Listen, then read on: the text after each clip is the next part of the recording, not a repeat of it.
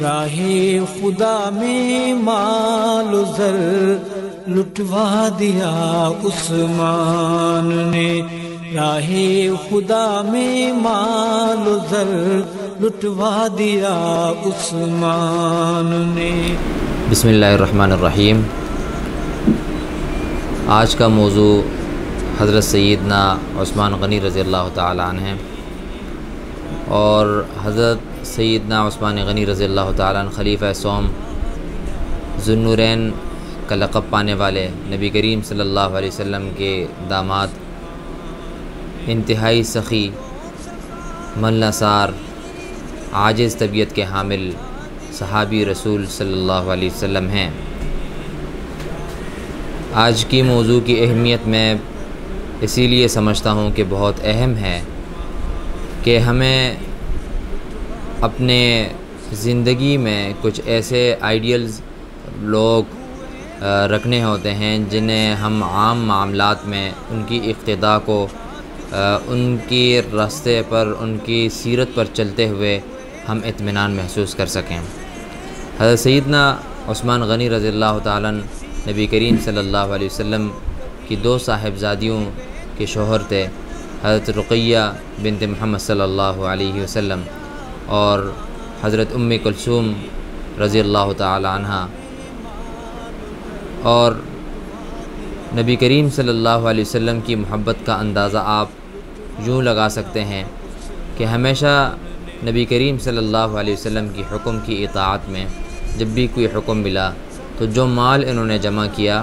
اس میں بے انتہا سخاوت انہوں نے رکھی۔ چنانچہ ان صحابہ اکرام رضوان اللہ تعالی علیہم اجمعین میں ہیں، جب پہلی ہجرت ہوئی حبشہ کی طرف تو اس میں بھی شریک رہے، اور جب دوسری ہجرت ہوئی مدینہ منورہ کی طرف تو اس میں بھی مدینہ منورہ کی طرف آپ نے سفر فرمایا۔ آپ کی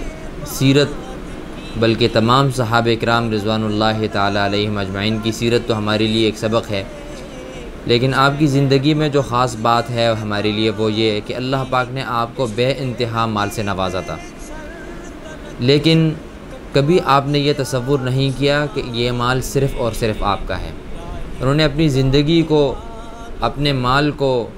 اپنے جان و مال کو، اپنے کمائی کو عوام کے لیے بسا اوقات وقف کر رکھا۔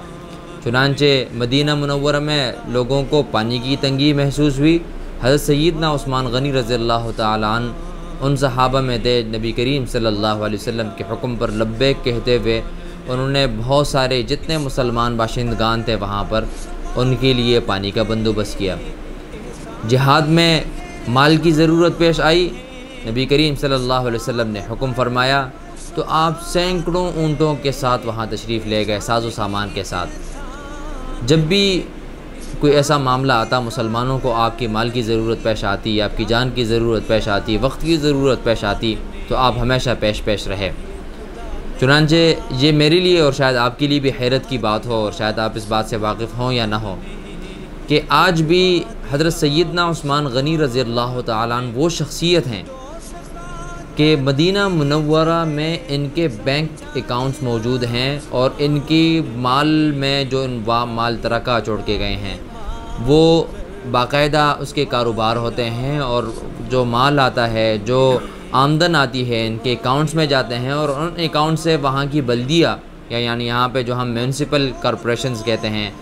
میونسپل کمیونٹیز ہم کہتے ہیں، جیسے ایک رفاہ کا کام ہوتا ہے، تو آپ کے مال سے اللہ پاک آپ کے جانے کے بعد بھی اللہ سبحانہ وتعالی آپ کے مال سے کام لے رہا ہے۔ چنانچہ آپ رضی اللہ تعالیٰ عنہ کو 18 ذی الحج کو بڑی مصیبتوں، بڑی تکلیفوں کے بعد شہید کیا گیا۔ آپ کی زندگی سے ظاہر ہے کہ آج اس ویڈیو کا جو بنیادی مقصد ہے وہ یہ ہے کہ میں بھی سبق حاصل کروں، آپ بھی سبق حاصل کریں، اور ہم یہ تہیہ کریں کہ ہمارے صحابہ اکرام رضوان اللہ تعالیٰ علیہ مجمعین نے جس انداز میں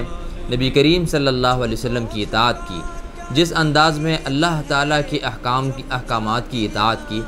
ہم بھی اپنی زندگی یوں ہی بنائیں، اور ہمارے مقتدی اور حکمران بھی ایسے لوگ ہوں جو دل میں خدا خوفی رکھنے والے ہوں، جو اپنی ذات سے لے کر، اپنے مال سے لے کر، اپنے جان سے لے کر تمام کے تمام تر اشیاء کی قربانیاں عوام کے لیے معاشرے میں رہنے والے افراد کے لیے، عام انسانوں کے لیے وقف کر سکیں۔ تو آج کے دن میرا یہی پیغام ہے آپ سب حضرات سے کہ آپ اس ویڈیو کو شیئر بھی کریں، اور جو حقیقی سبق حاصل کرنا ہے وہ یہ کہ ہم جب بھی صحابہ کرام رضوان اللہ تعالیٰ علیہم کی یوم شہادت آتی ہیں یا ایسے کوئی خاص واقعات آتے ہیں تو یہ ہمارے لیے مواقع ہوتے ہیں کہ ہم ان کی سیرتوں کا مطالعہ کریں۔ چاہے میں ہوں، میں بھی حضرات صحابہ کرام رضوان اللہ تعالیٰ علیہم اجمعین کی سیرت کا مطالعہ کروں۔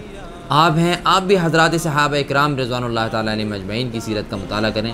کہ کیسے نبی کریم صلی اللہ علیہ وسلم کی محبت میں، نبی کریم صلی اللہ علیہ وسلم کے ساتھ وابستگی میں، نبی کریم صلی اللہ علیہ وسلم کی اطاعت میں انہوں نے اپنی زندگیاں کیسے بسر کی ہیں۔ یہ وہ صحابہ اکرام ہیں جو حاکم بھی بنے اور بہت بڑے رقبے پر ان کی حکمرانی رہی ہے۔ کوئی پاکستان، کوئی ہندوستان، کوئی عربستان کی بات نہیں تھی، بلکہ اگر دنیا کی آپ حصے کریں تو 2 حصوں پر، 3 حصے کریں تو 2 حصوں پر حضرت سیدنا عمر بن الخطاب رضی اللہ تعالیٰ عنہ کا دور حکومت رہا۔ خود حضرت سیدنا عثمان غنی رضی اللہ تعالیٰ خلیفہ ہیں، خلیفۃ المؤمنین ہیں، امیر المؤمنین ہیں، اور حالت یہ ہے کہ باہر سے لوگوں نے، بعض باغیوں نے آپ کے گھر کے ارد گرد محاصرہ کیا،